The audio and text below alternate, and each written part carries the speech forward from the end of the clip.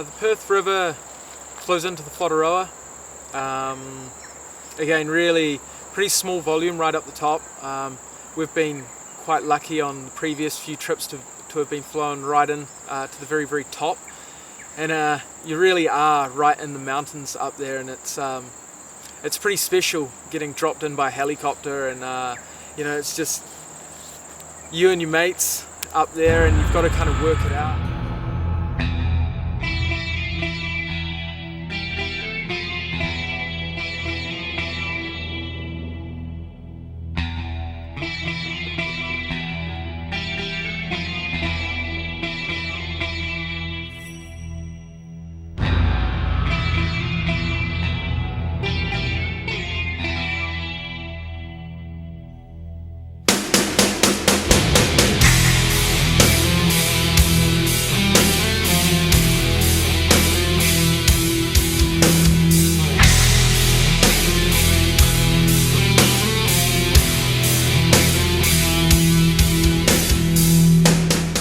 The Upper Perth, we are one of the classic 2-day runs on the west coast.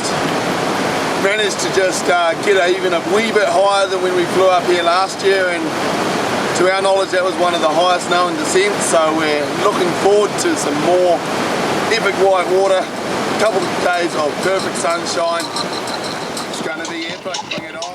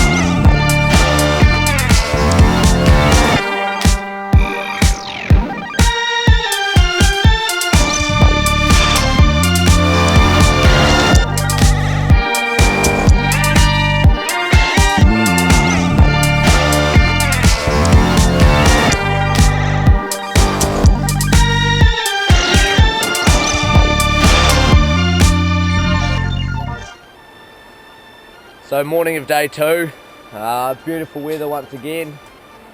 Yep, basically got 5 hours downstream today. Last night we met some hunters in our accommodation. Not as good as some tourists, but oh well. So this is where we got to stay. The old Scone Hut. 5-star accommodation compared to some of the places you have to sleep. Arrows come complimentary, just pick them off the tree.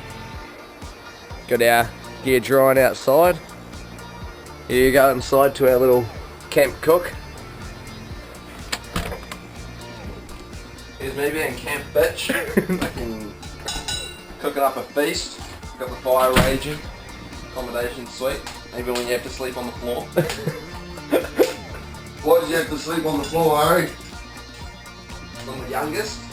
Is that the answer?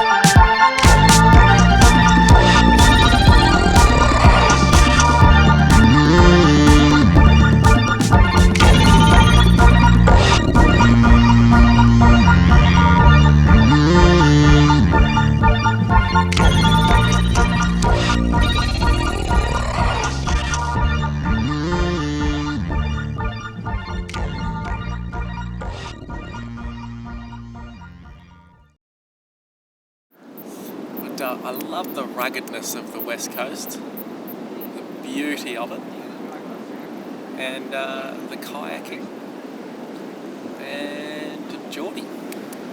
The West Coast is some of the hardest whitewater I've paddled. You have to make moves.